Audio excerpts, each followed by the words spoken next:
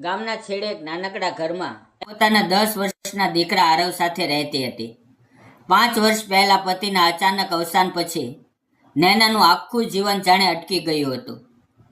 દિવસ દરમિયાન તે હસતી, કામ કરતી, લોકો સાથે સામાન્ય વાતો કરતી, પણ રાત્રે જ્યારે આખું ઘર સૂઈ જતું ત્યારે તે પતિની તસવીર સામે બેસીને ચૂપચાપ રડી પડતી.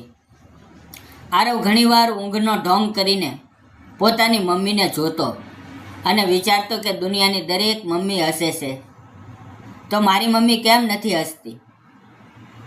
તેના બાળમનમાં આ પ્રશ્ન ઊંડો ઉતરી ગયો હતો. પણ એક દિવસ સ્કૂલમાં કાર્યક્રમ હતો. બીજા બાળકો પોતાના પિતા સાથે આવ્યા હતા. કોઈના પપ્પા ફોટા પાડતા હતા, કોઈ પોતાના બાળકને ગળે લગાવતા હતા. આરવ મમ્મીનો હાથ પકડીને બધું જોતો રહ્યો. ઘરે પરત ફર્યા પછી તેણે ધીમેથી પૂછ્યું, મમ્મી, બીજા બધાના પપ્પા આવે છે, મારા કેમ નથી? આ પ્રશ્ન સાંભળીને નૈનાનું હૃદય કંપી ગયું. તેણે દીકરાને છાતી સાથે ચાપ્યો. પણ તે રાત્રે આરવે પહેલી વાર નક્કી કર્યું કે તે પોતાની મમ્મીને ફરી ખુશ જોશે. થોડા દિવસ પછી આરવના જીવનમાં નવા ટ્યુશન સર આવ્યા. નામ હતું અનિરુદ્ધ. તેઓ વિધુર હતા, શાંત સ્વભાવના, સમજદાર અને બાળકોને ખૂબ પ્રેમથી ભણાવતા. આરવે પહેલીવાર ધ્યાન આપ્યું કે જ્યારે અનિરુદ્ધ સર તેની મમ્મી સાથે વાત કરતા ત્યારે નૈનાના ચહેરા પર વર્ષો પછી હળવું સ્મિત આવતું. એ સ્મિત આરવે પહેલાં ક્યારેય જોયું નહોતું. એ દિવસે બાળ મનમાં એક અજાણી ઈચ્છા જન્મી. શું આ માણસ મારી મમ્મીને ફરી હસાડી શકે? પછી આરવે પોતાના નાનકડા મનથી ગુપ્ત રીતે બંનેને નજીક લાવવાના પ્રયત્નો શરૂ કર્યા. ક્યારેક હોમવર્ક સમજાતું નથી એવું કહીને સરને ઘેરે બોલાવતો. ક્યારેક ઈરાદાપૂર્વક પેન્સિલ ટ્યુશનમાં ભૂલી આવતો, જેથી મમ્મી સાથે જવું પડે. નૈના અને અનિરુદ્ધ વચ્ચે ધીમે ધીમે વાતો વધતી ગઈ. જીવનના દુઃખ, એકલતા, જવાબદારીઓ બધું જ એકબીજાને સમજવા લાગ્યા. નૈનાને અંદરથી ગમતું હતું કે કોઈ વર્ષો પછી તેની વાત સાંભળે છે, પણ સમાજનો ડર તેને દરેક પગલે અટકાવતો. એક સાંજે વરસાદમાં નૈના ટ્યુશનથી પરત ફરી રહી હતી. ભીંજાઈ ગઈ હતી. અનિરુદ્ધે પોતાની શાલ તેના ખંભે પર મૂકી. એ એક નાનકડો સ્પર્શ નૈનાના હૃદયમાં દબાયેલા ભાવોને જાગૃત કરી ગયો. ઘરે આવીને આખી રાત તેને ઊંઘ આવી નહીં. વર્ષો પછી કોઈએ તેની કાળજી લીધી હતી. આરવે મમ્મીના ચહેરા પર બદલાવ જોયો અને બાળ મનમાં ખુશ થયો કે તેની યોજના કામ કરી રહી છે. પણ મિત્રો, સમાજ સહેલાઈથી સુખ સ્વીકારતો નથી. ગામમાં વાતો થવા લાગી. લોકો આંગળી ઉઠાવવા લાગ્યા. નૈના ફરી તૂટી પડી. તેણે અનિરુદ્ધથી દૂર થવાનો નિર્ણય લીધો. ટ્યુશન જવાનું બંધ કર્યું. સ્મિત ફરી ગાયબ થઈ ગયું. આરવ બધું સમજતો હતો. એક રાત્રે તેણે મમ્મીને પૂછ્યું, મમ્મી, તમે મારી માટે જીવો છો, પણ તમારા માટે કોણ જીવે છે? આ શબ્દોએ નૈનાના દિલને ચીરી નાખ્યું. બીજે દિવસે આરવ સીધો અનિરુદ્ધ સર પાસે ગયો. તેણે નાનકડા અવાજમાં પૂછ્યું, સર, તમે મારા પપ્પા બનશો?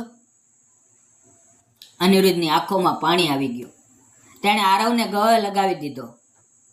એ દિવસે પહેલી વાર એક બાળકના નિર્દોષ પ્રેમે બે તૂટેલા દિલોને ફરી જોડવાનો નિર્ણય કર્યો. અનિરુદ્ધ નૈનાને મળ્યા અને કહ્યું કે આ સંબંધ દયા પર નહીં, સન્માન અને સાથ પર ઊભેલો છે. લાંબા સમય પછી નૈનાએ પોતાના દિલની વાત સાંભળી. નાનકડા સમારંભમાં લગ્ન નક્કી થયા. પણ લગ્નના દિવસે પણ વિરોધ ઓછો નહોતો. ઘણા લોકોએ ટોણા માર્યા. નૈના ડરી ગઈ. ત્યારે આરવે તેનો હાથ પકડીને કહ્યું, મમ્મી, લોકો શું કહે છે એ છોડો, તમે ખુશ રહો. આ શબ્દોમાં એટલી હિંમત હતી કે નૈનાએ ફરી પાછું ન જોયું. લગ્નના દિવસે નૈના લાલ સાડીમાં બેઠી હતી. વર્ષો પછી દુલ્હન બની હતી. આંખોમાં શરમ, હૃદયમાં ધબકારા. જય મા પહેલા આરવે માયક માંગ્યું. બધા આશ્ચર્યમાં થઈ ગયા. 10 વર્ષનો બાળક સ્ટેજ પર ગયો. થોડી ક્ષણ મૌન રહ્યો અને પછી બોલ્યો, લોકો કહે છે કે આજે મારી મમ્મીના બીજા લગ્ન છે, પણ મારા માટે આજે મારી મમ્મી ફરી જીવવા લાગી છે. હોલમાં સન્નાટો છવાઈ ગયો. તે આગળ બોલ્યો, મેં મારી મમ્મીને રાત્રે રડતા જોઈ છે. મેં તેમની એકલતા જોઈ છે. આજે મારી મમ્મીને ફરી ખુશ થવાનો દિવસ છે. આ શબ્દો સાંભળીને ત્યાં બેઠેલા દરેકની આંખ ભીની થઈ ગઈ. પછી આરવે પોતાના નાના હાથથી મમ્મીના માથે ચૂંદડી મૂકી. આ દ્રશ્ય જોઈને સૌ રડી પડ્યા. અનુરુદ્ધે આરવને ગળે લગાવી લીધો. નૈનાની આંખોમાં વર્ષો પછી દુઃખનાની સુખના આંસુ હતા. એ માત્ર લગ્ન નહોતા, એ એક સ્ત્રીના જીવનનો પુનર્જન્મ હતો. લગ્ન પછી ધીમે ધીમે જીવન બદલાતું ગયું. ઘર ફરી હાસ્યથી ભરાયું. એક દિવસ આરવ ભણતા ભણતા અનિરુદ્ધને બોલાવી બેઠો. પપ્પા શબ્દ સાંભળતા જ અનિરુદ્ધ અટકી ગયા. નૈના રસોડામાંથી સાંભળીને રડી પડી.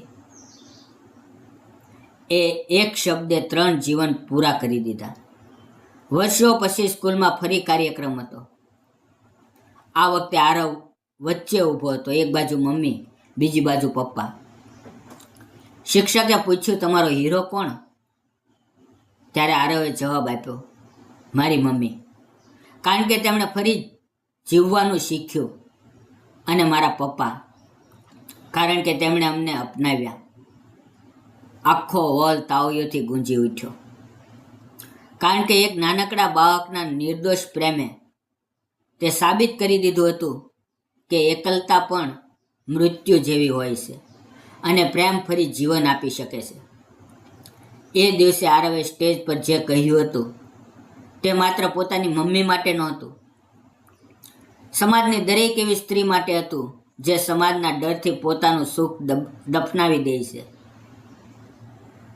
આજે મારી મમ્મીને ફરી ખુશ થવાનો દિવસ છે. અને ખરેખર મિત્રો, એ દિવસ માત્ર નૈનાનો નહોતો, એ અનેક બંધાયેલા દિલોની મુક્તિનો હતો. તો મિત્રો, વાર્તા ગમી તો પ્લીઝ લાઈક, શેર અને સબસ્ક્રાઈબ જરૂર કરજો. ફરી મળશું એક નવી વાર્તામાં. ત્યાં સુધી આવજો અને વિડીયો પૂરો જોવા બદલ આપ સૌ મિત્રોનો દિલથી ધન્યવાદ મિત્રો.